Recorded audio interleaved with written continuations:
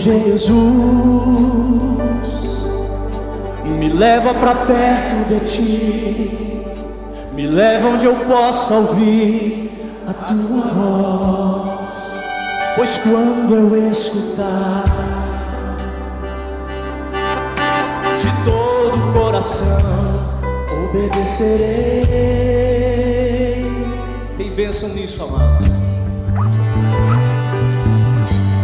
Cura meu coração, faz em mim tua vontade, pois só na tua vontade eu posso me completar.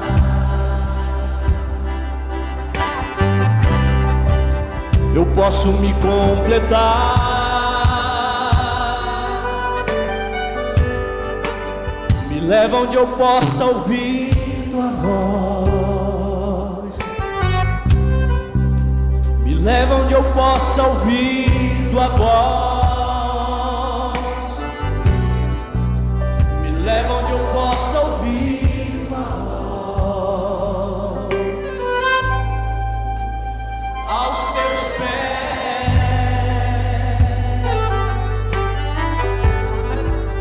me leva onde eu possa ouvir. Faça dessa tua oração. Me leva onde eu possa ouvir tua voz,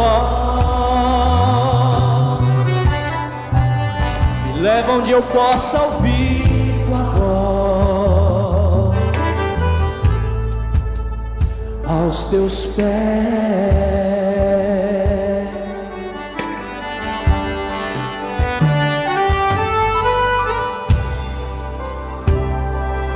Aproveite esse momento, querido, e fale palavras do teu coração, aquilo que só você sabe, o Senhor quer ouvir.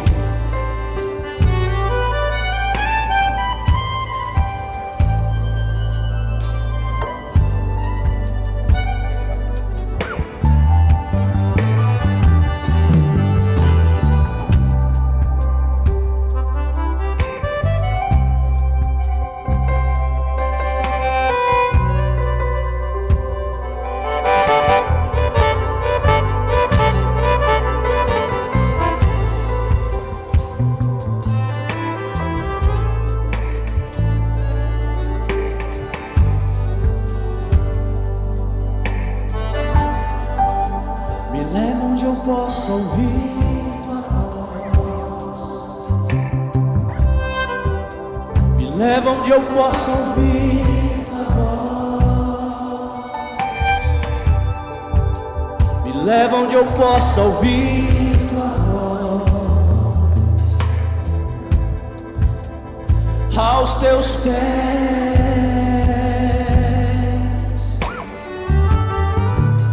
me leva onde eu possa ouvir. Esse lugar, queridos, vai cantando. Esse lugar não se restringe a um espaço físico. É uma decisão do coração, de abrir o coração e falar: Senhor, fala comigo. Vamos pedir para o Senhor que fale conosco, que nós tenhamos, possa ouvir, que nós tenhamos esse desejo de ouvir a voz do Senhor nessa noite.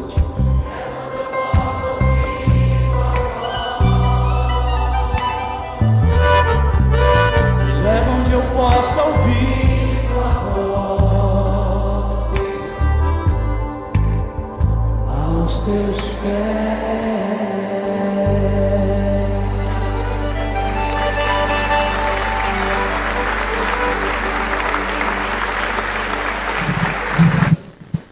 Muito obrigado. Obrigado, pastor Jonatas, pelo seu carinho. E eu me sinto muito honrado em ser seu pastor auxiliar, viu? Amados, eu tenho uma palavra hoje de consolo para a igreja. Quem precisa de consolo nessa noite? Amém. Abra sua Bíblia, por favor, comigo, na primeira carta de Paulo aos Tessalonicenses, capítulo 4. Primeira carta de Paulo aos Tessalonicenses, capítulo 4.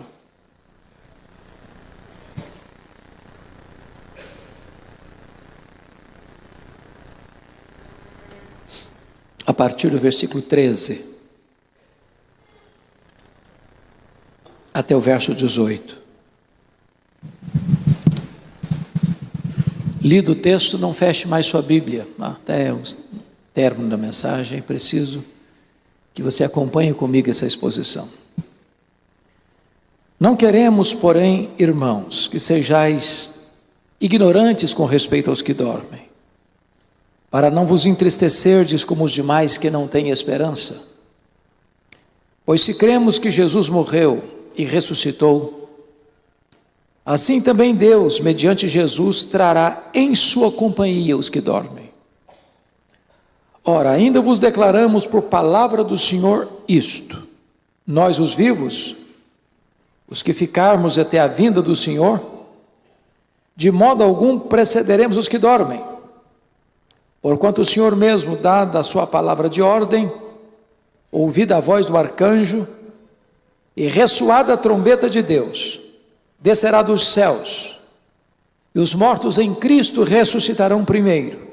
Depois nós, os vivos, os que ficarmos, seremos arrebatados juntamente com eles, entre nuvens, para o encontro do Senhor nos ares. E assim estaremos para sempre com o Senhor. Consolai-vos, pois, uns aos outros, com essas palavras. Amém. Meus amados, o apóstolo Paulo, ele era um teólogo e um pastor. Ele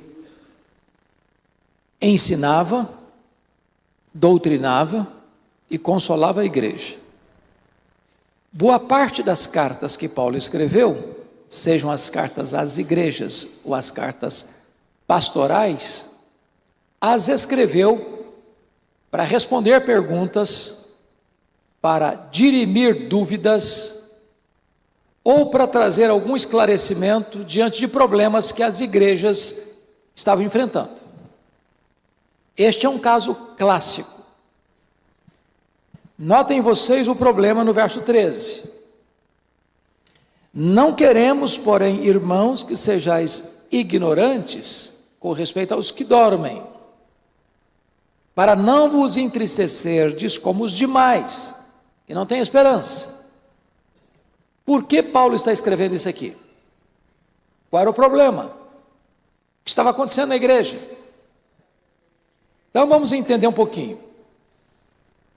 Paulo fundou esta igreja, chamada Igreja de Tessalônica, na sua segunda viagem missionária. Tessalônica era uma capital de uma província grega, chamada Macedônia. E vocês bem sabem que quando em 333 o Império Grego ou Greco-Romano dominou o mundo, conquistando o reino ou o Império Medo-Persa, a cultura grega se espalhou. Nós chamamos isso de helenismo. A cultura grega, a língua grega.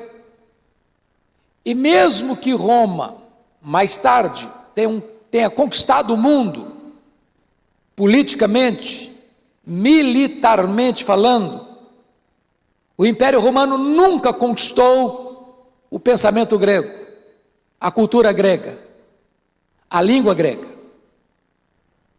Um dos pilares do pensamento grego era o chamado dualismo, em outras palavras. Para os gregos, a matéria que você tange, toca, apalpa e vê, era essencialmente má. O espírito invisível, imaterial, espiritual, para eles, era essencialmente bom.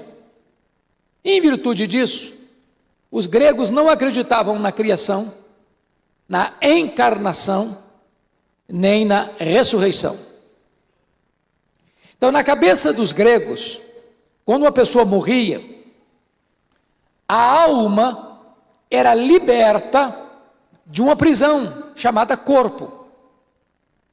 Porque para eles o corpo material era mau. A alma imaterial era boa. Então, quando alguém morria, é como se essa alma conseguisse sair dessa masmorra dessa prisão.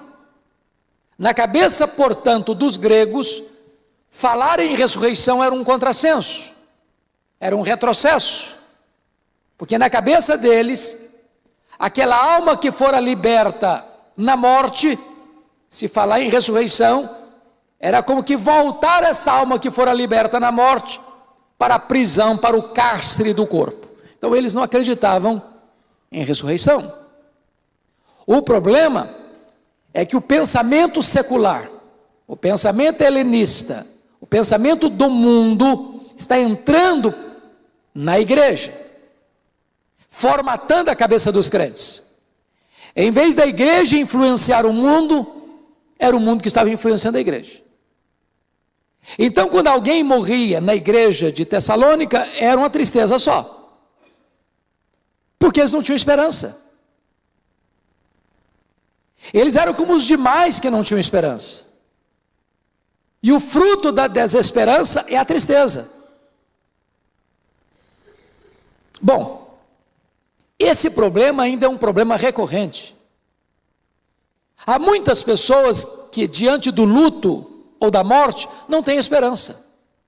Por exemplo, se você perguntar para um materialista ateu, o que acontece quando uma pessoa morre? Ele vai responder para você assim: bom, morreu, acabou. É só matéria, não tem mais nada, acabou. Não tem esperança nisso. Se você perguntar para uma pessoa que subscreve a teologia romana, o que acontece quando uma pessoa morre? Ele vai responder assim: bom, a pessoa não era tão boa para ir direto para o céu, não era tão má para ir direto para o inferno, então morreu, vai para o purgatório. A alma fica penando lá, purgando lá, não sabe se um ano, se um século, se um milênio, até ser purificada para entrar no paraíso. Bom, isso também não tem esperança. Se você perguntar para um espiritualista assim, o que acontece quando uma pessoa morre? Ela vai responder: bom, morreu, a alma desencarna, reencarna, desencarna, reencarna, desencarna, reencarna, desencarna, num processo ad infinito. Também não tem esperança nisso. Se você perguntar para uma outra vertente teológica, diz o seguinte: o que acontece quando uma pessoa morre? Ele vai responder: bom, morreu, a alma fica dormindo inconsciente, até o dia da ressurreição. Isso também não tem esperança. O que a Bíblia diz? O que a Bíblia diz é o seguinte: 2 Coríntios 5,8 diz que quando um crente morre, morrer é deixar o corpo e habitar com o Senhor. O que a Bíblia diz? Filipenses nos diz que morrer é partir para estar com Cristo, o que é incomparavelmente melhor. Por exemplo, quando Jesus disse para aquele ladrão arrependido na cruz: hoje mesmo estarás comigo no paraíso. Bom, Jesus morreu e foi sepultado naquele dia. A sepultura não é o paraíso. O próprio Jesus, a última palavra da cruz foi: Pai, nas tuas mãos entrego o meu espírito. Mas o corpo dele foi sepultado. Então o que acontece quando um crente morre? Quando um crente morre, diz Hebreus, que o seu espírito é imediatamente aperfeiçoado para entrar na glória. O corpo que foi feito pó, volta ao pó. Mas o espírito volta a Deus. Em outras palavras, o seu corpo não sobrevive sem a sua alma, mas a sua alma sobrevive sem o seu corpo. Você não é um corpo que tem uma alma, você é uma alma que tem um corpo. Mas voltemos ao versículo 13, para entender a figura que Paulo usa. Não queremos, porém, irmãos, que sejais ignorantes com respeito aos que dormem. Essa é uma palavra usada aqui, usada em 1 Coríntios 15. Do que Paulo está falando? O que é que dorme quando um crente morre? É o corpo dele ou a alma dele? E a resposta clara é: o que dorme é o corpo. A alma não dorme. A alma não fica inconsciente. Mas por que Paulo usa essa figura do dormir para a morte? Por duas razões. Primeiro, Quando alguém dorme, essa pessoa está o quê? Descansando. O que é morrer para um crente? Apocalipse 14:13 diz: bem-aventurados são aqueles que desde agora morrem no Senhor, para que descansem das suas fadigas. Então o corpo está descansando. Segundo, quando você usa a figura de dormir, significa que você vai acordar. Se você não acordar, você não dormiu, você morreu. O que significa isso? Significa que a morte não é o ponto final da vida. Que o túmulo não é o último endereço. Que quando um crente morre não é um adeus, é só um até logo. Porque a Escritura diz que quando Jesus voltar, todos os mortos ouvirão a sua voz e sairão dos túmulos. Uns para a ressurreição da vida, outros para a ressurreição do juízo. Então por que Paulo está escrevendo esse texto? Para orientar a igreja de Tessalônica, que em vez deles serem influenciados pelo pensamento grego, pelo helenismo, para viverem sem esperança e se entristecerem como os demais, que eles deveriam formatar sua mente pela palavra de Deus, para terem esperança e não ficarem tristes. Meus irmãos, esta é a pergunta. Eu estou com 41 anos de ministério, e talvez a pergunta que eu mais escuto no meu ministério é esta: pastor, como é que vai ser lá no céu? Como é que vai ser o nosso corpo? Nós vamos nos conhecer no céu? E a resposta óbvia é claro que nós vamos nos conhecer no céu. É claro. Aqui nós conhecemos em parte, mas lá vamos conhecer como também somos conhecidos. O céu é glorificação e não retrocesso. Você já imaginou a possibilidade de você conviver com alguém eternamente sem saber quem ela é? Aqui nós conhecemos em parte, e eu explico. Se eu pegar nesse auditório a pessoa que tem mais tempo de casamento, vamos imaginar 50 anos de casado, e perguntar assim para o marido, não, para a esposa primeiro, vamos ser corteses. Você conhece o seu marido? Se ela for honesta, ela vai responder assim: estou conhecendo. Se eu perguntar para o marido, tem 50 anos de casado, você conhece a sua mulher? Ele vai responder assim: estou começando a conhecer. Os gregos tinham um lema: conhece-te a ti mesmo. Os gregos estavam errados. Nós não conhecemos a nós mesmos. Eu não sei quanto a vocês que devem ser mais crentes do que eu, mas de vez em quando eu fico escandalizado comigo. Você não fica não às vezes? Será que sou eu mesmo? Esse pensamento que está passando pela minha cabeça, será que isso é meu mesmo? Só Deus nos conhece. Só Deus nos conhece. Agora, vamos entender uma coisa? Algumas coisas vai ser diferente no céu. Por exemplo, a Bíblia diz que lá no céu nem se casa, nem se dá em casamento. Então, às vezes eu vejo algumas figuras engraçadas em funerais de crentes, que passa a ideia, quando vai o marido primeiro, a esposa primeiro, que um fica ali alisando a mão geladinha do outro ou da outra, passando a ideia que vai continuar o casamento no céu. Vai não. Casamento é só para essa vida. Não tem nesse negócio de casados para sempre, não. É até que a morte os separe. Então não tem casamento no céu, não. Alguém diz, ufa, também, até que enfim, né? Ah, que pena, podia continuar, mas não vai não. Vai não. Aproveita agora, porque depois não tem mais não. Lá no céu nós não vamos ser famílias nucleares. O que é família nuclear? É o pai, é a mãe e os filhos. O resto é parente. Lá no céu você não vai amar mais quem foi aqui, seu pai, sua mãe, seu marido, sua esposa, seus filhos, suas filhas, que você vai amar Abraão, Isaac, Jacó, Moisés, Elias, Eliseu, Paulo, Pedro e João. Seremos uma só família. Vamos nos conhecer ou não vamos nos conhecer? Mas é claro, alguém diz, pastor, então não vai ter graça. Já imaginou chegar lá no céu e meu pai não está lá, minha mãe não está lá, meu filho não está lá, minha filha não está lá? Vai perder a graça para mim. A Bíblia diz que Deus vai enxugar dos nossos olhos toda lágrima. No céu não vai ter memória nem lembrança de tristeza. Não vai ter qualquer lágrima, nem dor, nem sofrimento, nem amargura, nem reminiscências amargas no céu. Mas como é que vai ser o nosso corpo? Pense comigo nessa cena. Imagine você, uma mulher grávida, por uma razão alheia à sua vontade, ou até mesmo com a permissão da sua vontade, a um aborto. Vai ser um aborto glorificado no céu? Ou imagine a cena de uma mãe que acabou de dar à luz e o bebezinho morre.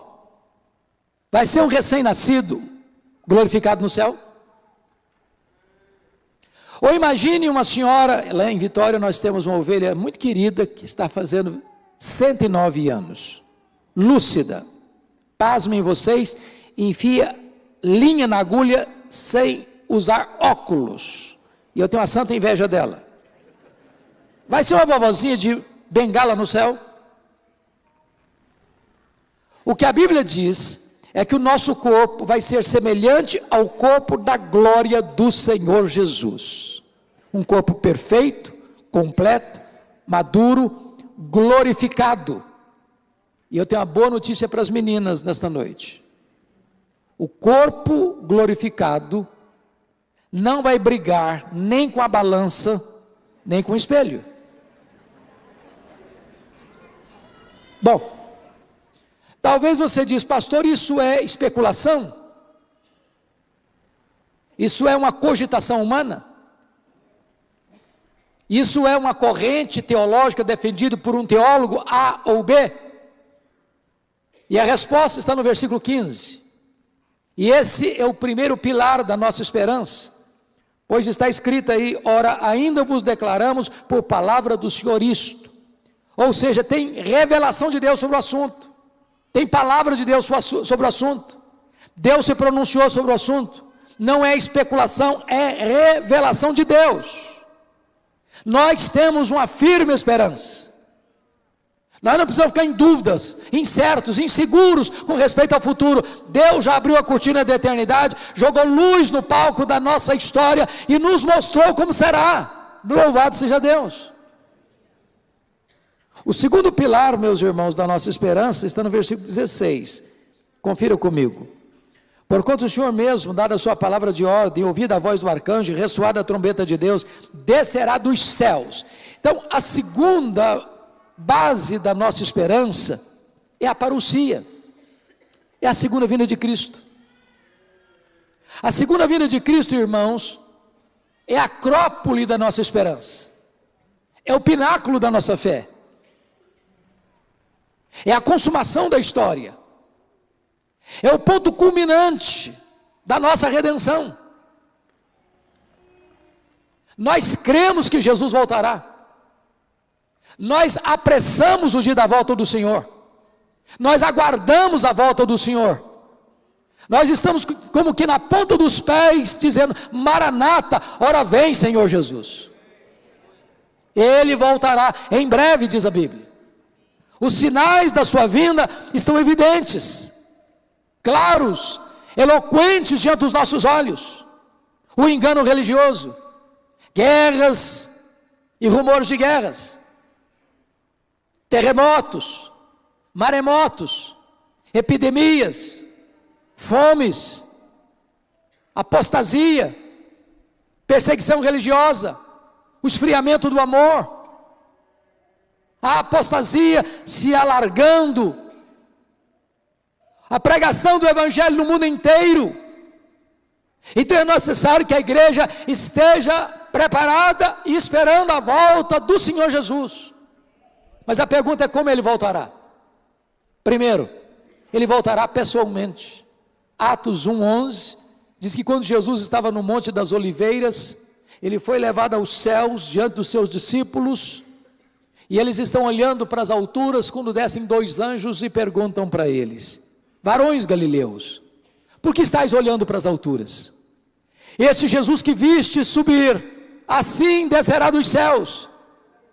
Ele não mandará um embaixador, ele não mandará Miguel, nem Gabriel, nem um querubim, nem um serafim. Ele pessoalmente voltará para buscar a sua noiva. A vinda dele é pessoal. Apocalipse 1:7, em segundo lugar, diz que a sua vida será visível, todo olho o verá. Em outras palavras, a segunda vinda de Cristo vai ser o fato ou o evento mais público da história.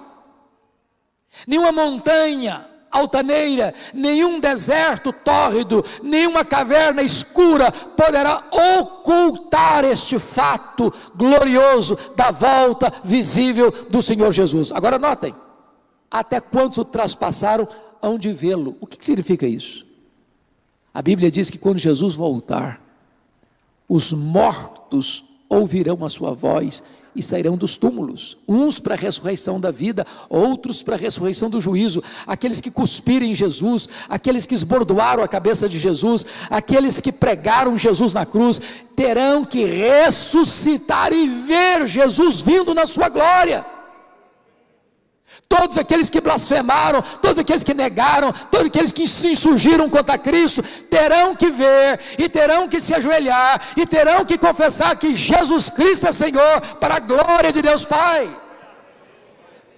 Mas em terceiro lugar, a segunda vinda de Cristo será audível, dada a sua palavra de ordem, ouvida a voz do arcanjo, ressoada a trombeta de Deus, ele descerá dos céus. Se a volta de Jesus será o fato mais público da história, a volta de Jesus será o fato mais sonoro da história, o maior alarido da história.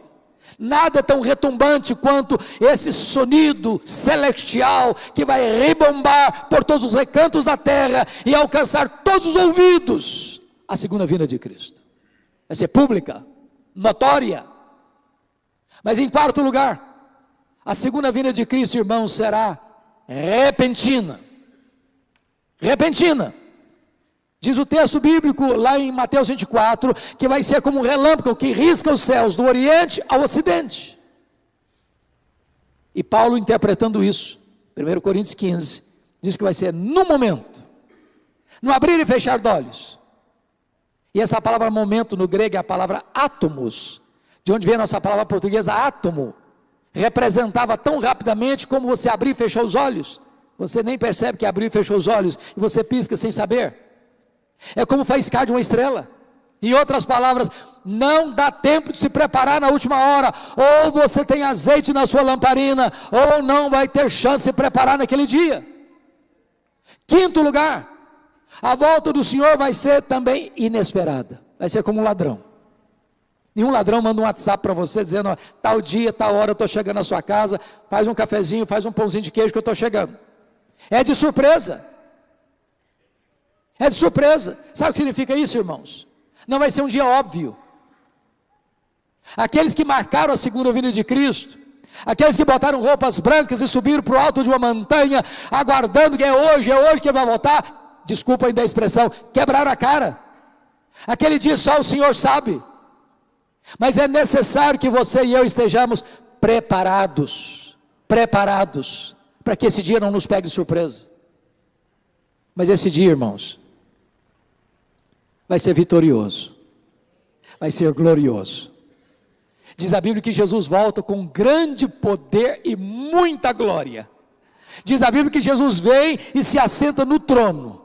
Diz a Bíblia que Jesus vai julgar as nações. Diz a Bíblia que Jesus vai colocar todos os seus inimigos debaixo dos seus pés. E diz a Bíblia que Deus, o Senhor Jesus Cristo, em glória e majestade, vai jogar no lago do fogo o anticristo, o falso profeta, o diabo, a morte e todos aqueles cujos nomes não estão escritos no livro da vida. Será assim a gloriosa volta do Senhor Jesus, em majestade e glória. E então diz a Escritura, que todo joelho se dobra, que toda língua confessa, lá no céu, na terra e debaixo da terra, anjos, homens, demônios, terão que confessar que Jesus Cristo é Senhor, para a glória de Deus Pai. Essa é uma certeza nossa, essa é uma garantia nossa, essa é a nossa esperança. Essa é a nossa âncora de esperança. Mas há uma terceira base da nossa esperança no versículo 16. Porque quando Jesus voltar, está escrito: e os mortos em Cristo ressuscitarão primeiro. Meus amados irmãos, então, terceiro pilar da nossa esperança: primeiro é a revelação, segundo é a parousia, terceiro é a ressurreição. Nós cremos na ressurreição dos mortos. Esse corpo nosso foi feito do pó, é pó e volta ao pó. Mas quando Jesus voltar, os mortos todos ouvirão a sua voz e sairão dos túmulos. Uns para a ressurreição da vida, outros para a ressurreição do juízo. A grande pergunta nesta noite, e talvez é a pergunta que eu mais escuto, é esta: como vai ser este corpo? A Bíblia tem uma resposta clara sobre esse assunto. E agora eu peço que você abra a sua Bíblia comigo, lá em 1 Coríntios capítulo 15, a partir do versículo 35.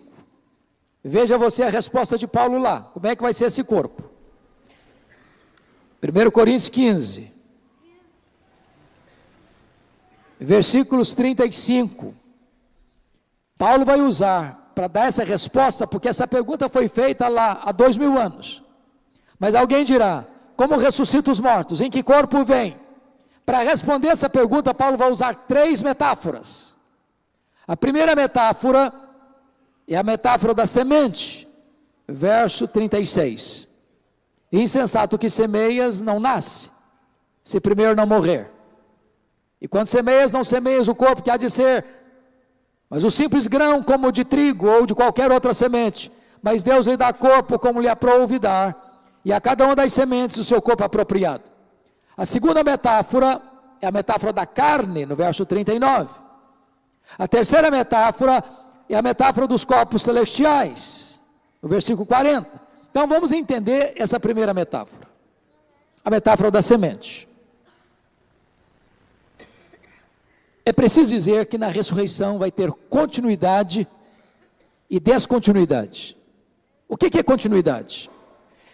Pega a ideia da semente. Se você semeia uma semente de manga, você não vai colher abacate, você vai colher manga. Morreu o José da Silva, não é o Antônio Pereira que vai ressuscitar, é o José da Silva. Morreu crente, salvo, vai ressuscitar para a ressurreição da vida. Morreu incrédulo, ímpio, vai ressuscitar para a ressurreição do juízo. A morte não é uma varinha de condão que muda ninguém. Isso é continuidade. Qual é a descontinuidade? A resposta está lá no versículo 42. Paulo diz assim: semeia-se corpo na corrupção, ressuscita-se na incorrupção. O que significa isso? Esse corpo que você e eu temos começa a envelhecer no dia que nós nascemos. Ele vai ficando cansado, o tempo vai esculpindo algumas rugas no nosso rosto, os cabelos vão ficando brancos ou vão caindo, os braços vão ficando frouxos, as pernas bambas, os joelhos trôpegos,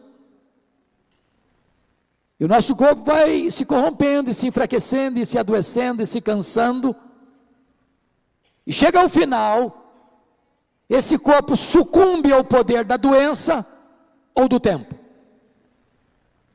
Aquela semente que é semeada lá na sepultura, é uma semente corruptível, mas o verso 42 diz: o que vai brotar daí no dia da ressurreição, é um corpo incorruptível. Sabe o que significa isso?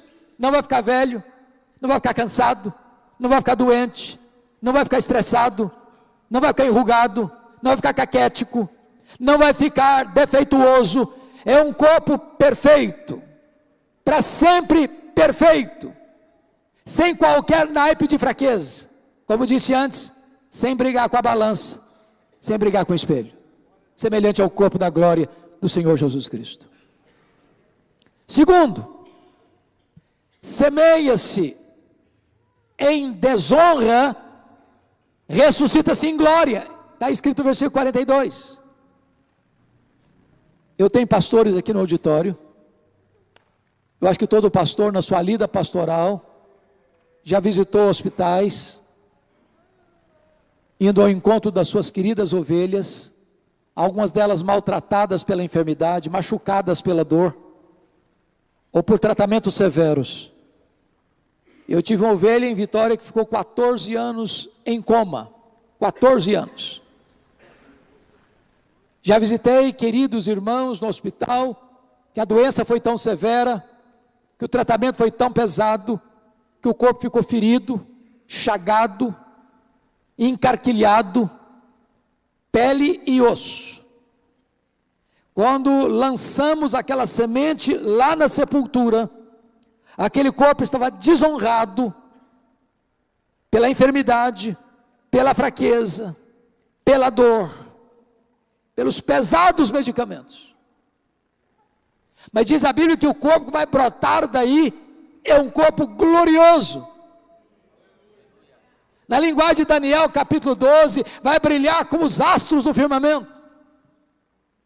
Para termos uma pálida ideia do que significa isso, é Apocalipse 1, quando João tem um encontro com Cristo glorificado, lá na ilha de Patmos, diz a Bíblia que os cabelos dele, de Jesus, eram brancos como a neve, que os seus pés eram como bronze polido, que a sua voz era como voz de muitas águas, que as suas mãos sustentavam a igreja, que o seu rosto brilhava como o sol no seu fulgor, e quando João vê o Cristo glorificado, ele caiu como morto aos seus pés.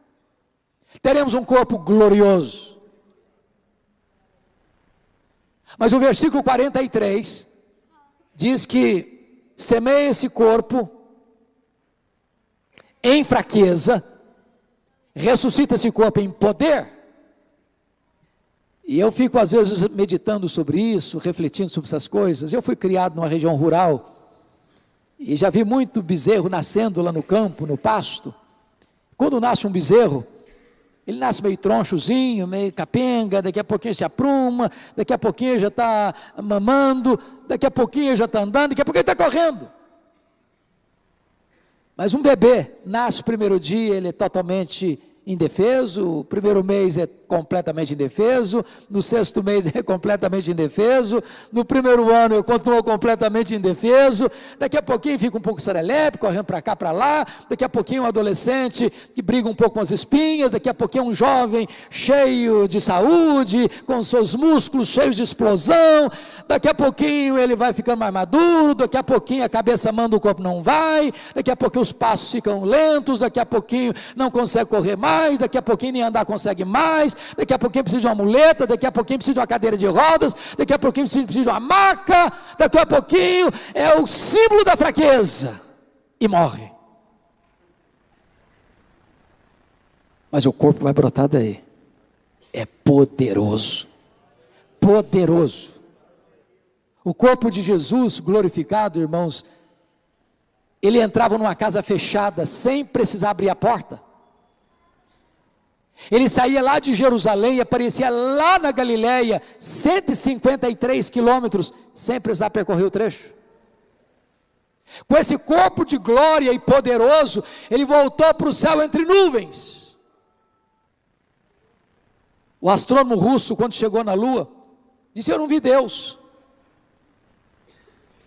Os cientistas dizem hoje que o nosso universo tem mais de 93 bilhões de anos-luz de diâmetro.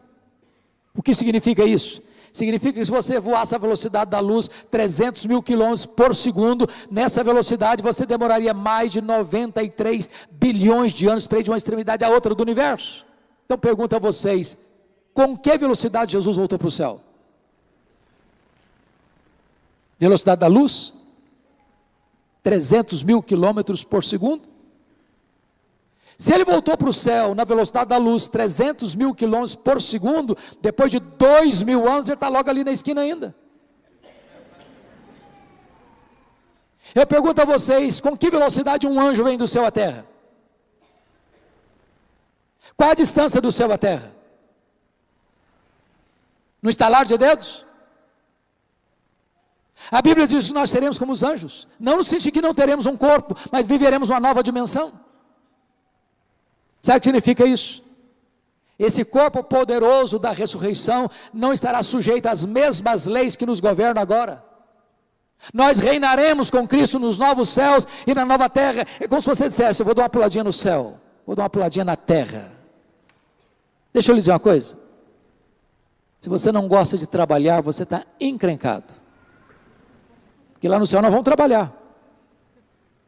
Agora imagine você essa cena, nesse corpo frágil. Diz Albert Einstein, que nós não usamos sequer 10% do nosso potencial. Como você já imaginou num corpo 100% turbinado pela glória de Deus, o que você não vai poder fazer? Teremos um corpo poderoso. Então, no próximo funeral que você for, entenda isso, você está fazendo o quê? Uma semeadura. Aquele corpo é uma semente.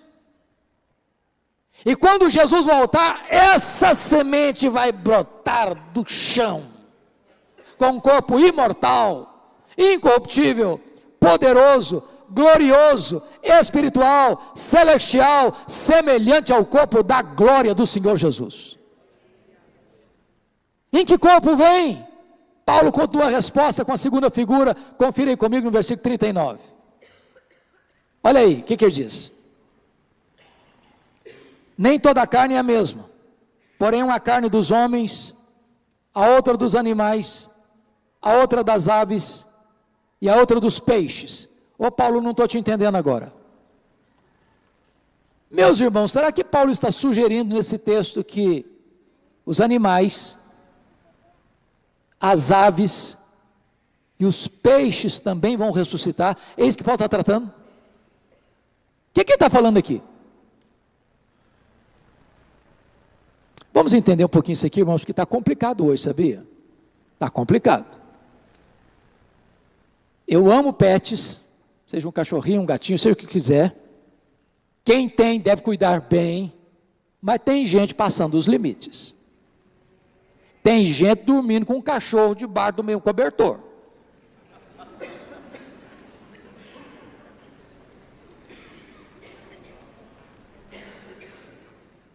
Tem gente dando nome de gente em cachorro. Pouco tempo fui numa casa, a mulher disse: Marcelo, Marcelo. Eu pensei que era o filho, o marido. Não, era o cachorro. Acho que o marido chamava Totó.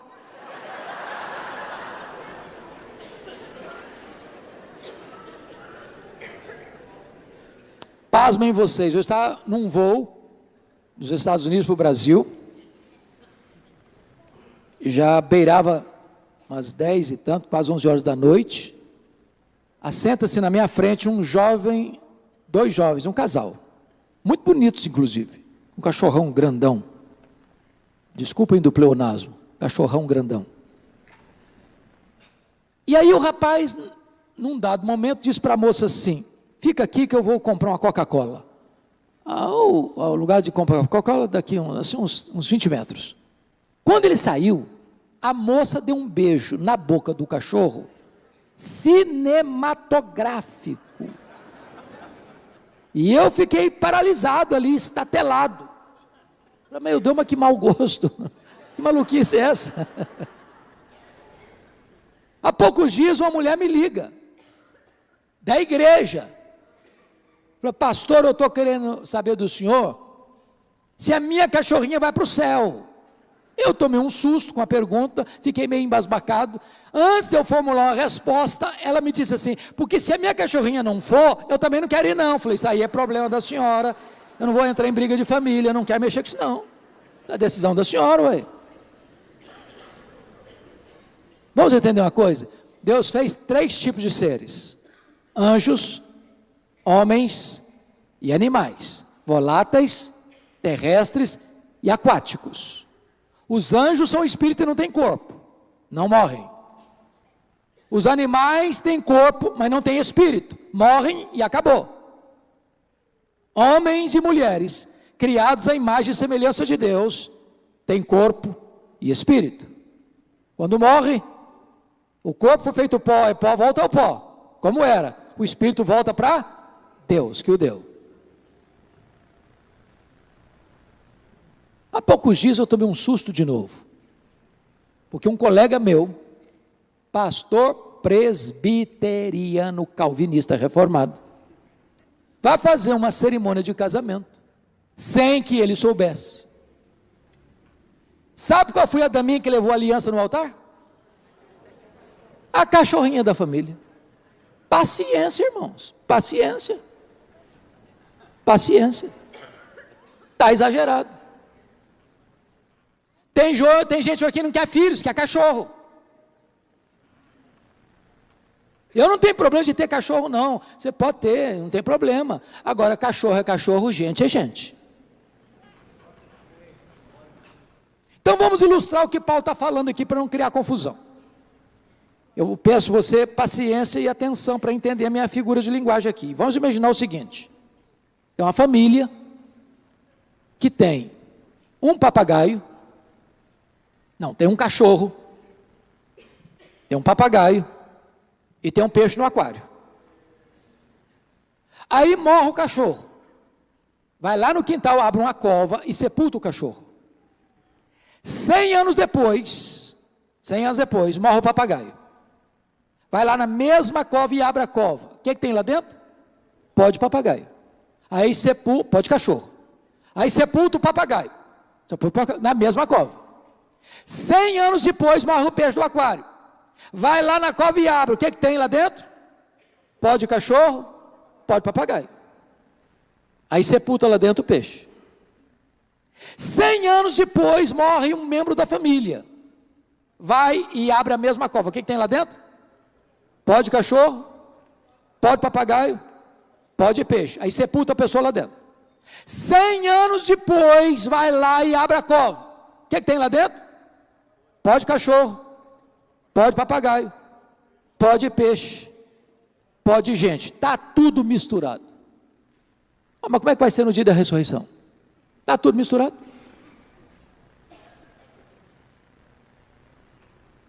Quando Jesus voltar, a Bíblia diz que todos os mortos ouviram a sua voz.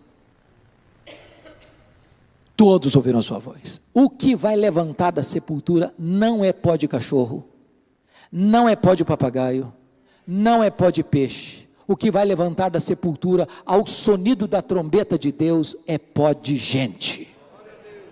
Lavada e remida no sangue do Cordeiro, restarão primeiro. Alguém diz: pastor, mas como é que fica as pessoas que são cremadas? Eu pergunto a vocês, o que aconteceu com as Torres Gêmeas no dia 11 de setembro de 2001? 3.000 graus centígrados. O que aconteceu com as pessoas que foram devoradas pelos monstros marinhos? O que aconteceu com a pessoa que foi comida por uma fera selvagem?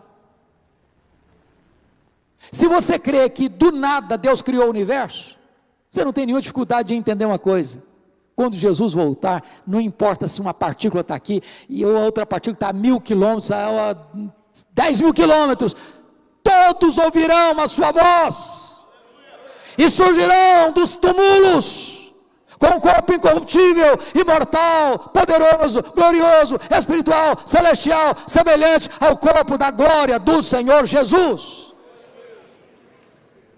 Mas em a terceira e última figura, olha aí comigo, versículo 40, Paulo diz assim: também há corpos celestiais e corpos terrestres, e sem dúvida, um é a glória dos celestiais, a outra dos terrestres, um é a glória do sol, outra a glória da lua, e outra a glória das estrelas, porque até entre estrela e estrela há diferença de esplendor, pois assim também é a ressurreição dos mortos.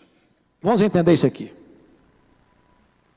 Que o texto está querendo dizer o seguinte: todos que teremos um corpo glorificado, o nosso corpo vai brilhar. Mas uma é a glória do sol, outra é a glória da lua, outra é a glória das estrelas. Até entre estrelas e estrelas há diferença de esplendor. Nem todos vão brilhar com a mesma intensidade. Lá em Daniel capítulo 12, está escrito que aqueles que a muitos conduzirem à justiça brilharão como os astros no firmamento. Eu acho que tem crente que vai entrar no céu assim meio lusco-fusco. Possivelmente Paulo está tratando aqui do que ele chamou de galardão, lá em 1 Coríntios 3, 11 a 15. O que está escrito lá? Ninguém pode lançar outro fundamento além daquele que já foi posto, o qual é Cristo Jesus. Eu, como prudente consultor, construí sobre o fundamento. Outros vão construir também sobre o fundamento, com material imperecível, como pedras preciosas, ouro e prata. Outros com material imperecível, como madeira, palha e feno. O fogo provará a obra de cada um. Se a obra de cada um, provada pelo fogo, permanecer, este receberá galardão. Se não permanecer, for madeira, palha e feno, ele será salvo como que através do fogo, mas não receberá galardão. Eu acho que tem gente que vai entrar no céu com cheiro de fumaça. Preste atenção nisso. Salvação é pela graça, mas galardão é pelas obras. O que você tem feito com esta gloriosa salvação que você recebeu? Cruzado os braços? Nada feito? Você não tem trabalhado para Jesus? Você tem sido omisso?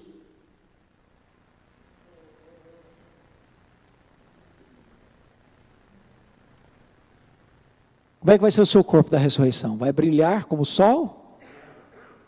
Ou vai brilhar como uma estrelinha bem quase bruxuleante? E eu quero terminar, respondida a pergunta, como será o nosso corpo da ressurreição?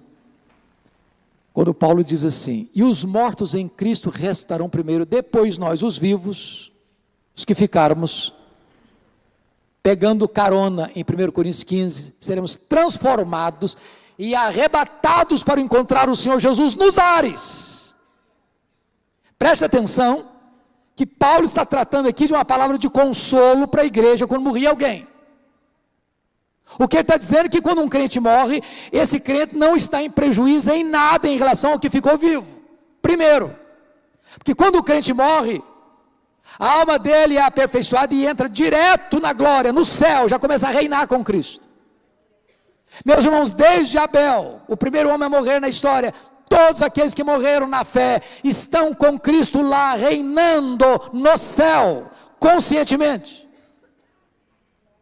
A glorificação não está completa ainda, porque o corpo está na sepultura. Mas quando Jesus voltar, diz a Bíblia, ele trará em sua companhia os que dormem, ou seja, os que estão lá na sepultura. A alma está no céu, mas o corpo está na sepultura. E essas almas glorificadas voltam com ele entre nuvens. Então diz Paulo, que antes dos vivos, que estiverem quando Jesus voltar, serem transformados, os mortos em Cristo ressuscitam primeiro. Depois então os vivos são transformados. E então todos são arrebatados. Notem que Paulo não está falando de arrebatamento aqui como uma coisa diferente da segunda vinda. Ele não está falando que a segunda vinda vem em 2 turnos. Uma secreta, outra visível. Ele não está falando que a segunda vinda acontecerá bem depois do arrebatamento, não. Arrebatamento é uma palavra técnica que representa que nós vamos ser arrancados daqui. Quem nunca voou e tem vontade de voar, vai voar quando Jesus voltar. Nós vamos ser arrancados daqui. E vamos ao encontro do Senhor nos ares. E termina dizendo, e assim estaremos para sempre com o Senhor. Quem tem parente fora do Brasil aqui, levanta a mão só para eu entender. Parentes fora do Brasil, vários. Dá vontade de chorar na hora que a pessoa se despede, para ficar um ano sem ver de novo? Não é doloroso isso? É um e-mail? É um WhatsApp? É um FaceTime? Mas quando nós estivermos com o Senhor, nós estaremos para sempre.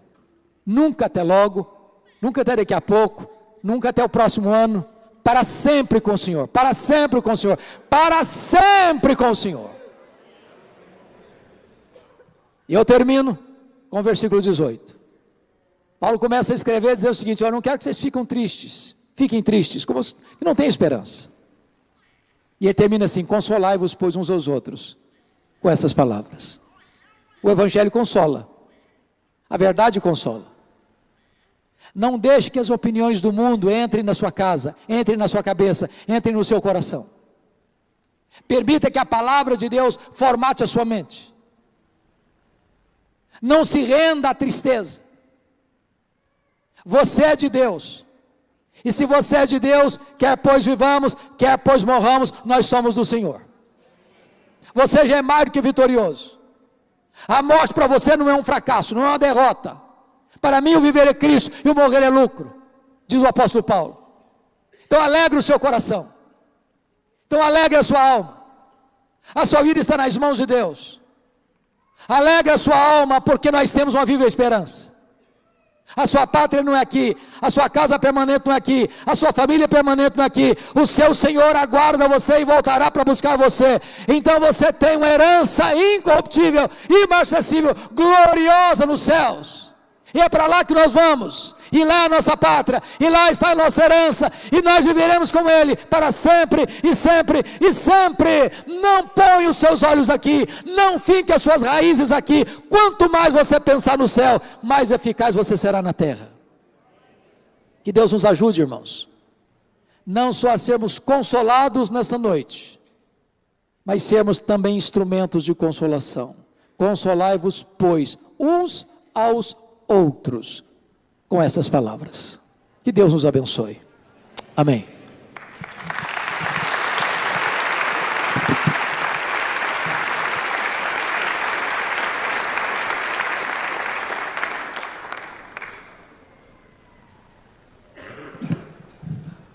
Louvado seja o nome de Jesus, irmãos. Amém. Sermos lembrados das promessas, da promessa do Senhor em relação ao retorno glorioso do nosso Salvador, e sermos lembrados que as nossas expectativas, a nossa esperança não pode ser colocada neste mundo aqui, mas deve ser colocada no nosso Redentor Jesus Cristo. Feche os olhos, curve a sua fronte, e nós não podemos deixar que você saia daqui desse recinto sem dois desafios básicos. O primeiro deles, gente que deseja entregar a vida para Jesus, após ouvir essa mensagem, não é possível que seu coração se endureça. A palavra do Senhor diz que se você ouvir a voz do Senhor, não endureça o coração. Gente que precisa entregar a vida para Jesus hoje, aonde você estiver, no seu lugar, o desafio é: coloque-se de pé no seu lugar. Ou melhor, vem aqui na frente. Vem aqui na frente. Nós vamos orar com você e por você.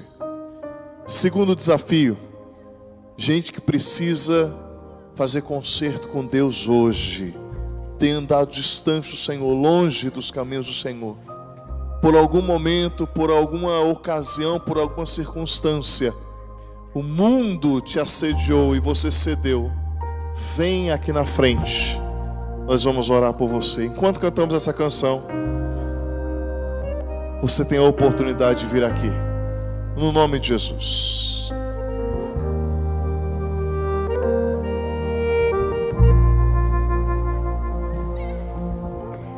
Tu és a minha luz, a minha salvação, e a ti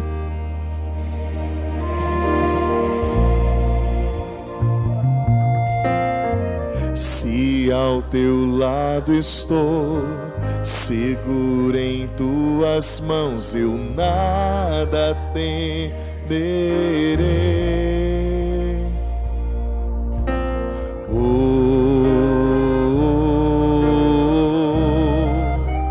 Tu és santo, ó Senhor.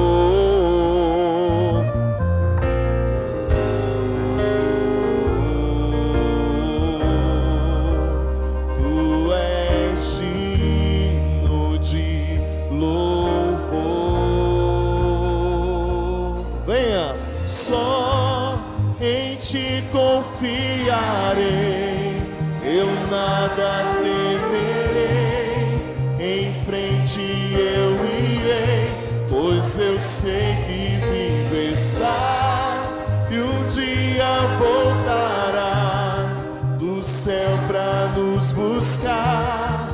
para sempre reinará. Aleluia. Vamos colocar de pé. Você tem a oportunidade ainda. Vem aqui na frente. Reconciliar-se com o Senhor. Tu és a minha luz, a minha salvação, e a ti me renderei. Se ao teu lado estou, seguro em tuas mãos, eu nada temerei.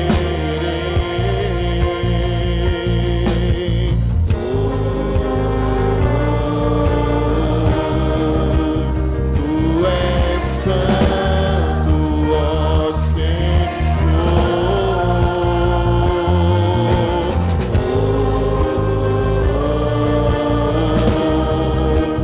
tu és digno de louvor. Só em ti confiarei, eu nada temerei. Em frente eu irei, pois eu sei que vivo estás. Voltarás do céu pra nos buscar, pra sempre reinará. Aleluia. Só em ti, só em ti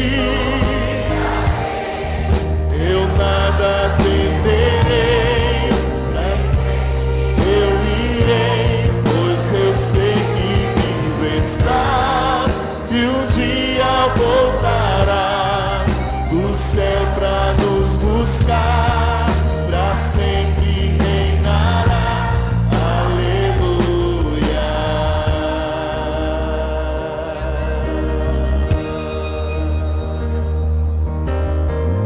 Quantos estão esperando Jesus nessa noite? Pegue a sua mão e cante conosco.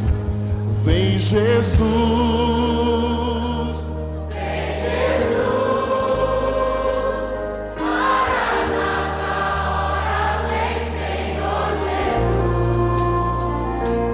Vem Jesus, Maranata, ora vem Senhor Jesus. Jesus, vem Jesus, vem Jesus, Maranata, ora vem Senhor Jesus. Vem Jesus, vem Jesus, Maranata, ora vem Senhor Jesus. Vem Jesus, vem Jesus, vem Jesus, Maranata, ora vem Senhor Jesus. Vem Jesus, vem Jesus, Maranata, ora vem. Só em ti confiarei. Só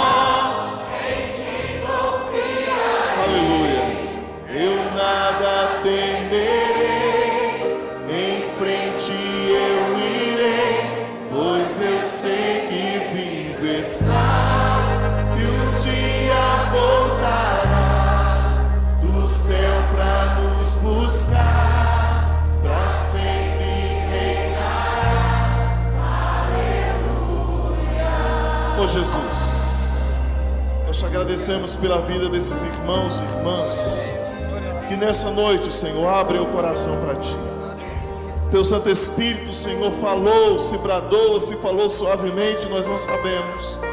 Mas é certo que o Senhor falou ao coração desses irmãos, que nessa noite, Senhor, se reconciliam ou atendem, Senhor, o teu chamado, que choram, Senhor, diante da tua presença, Deus. No nome de Jesus, que o Senhor derrame, Senhor, do teu favor, da tua misericórdia, de uma maneira muito especial, Senhor.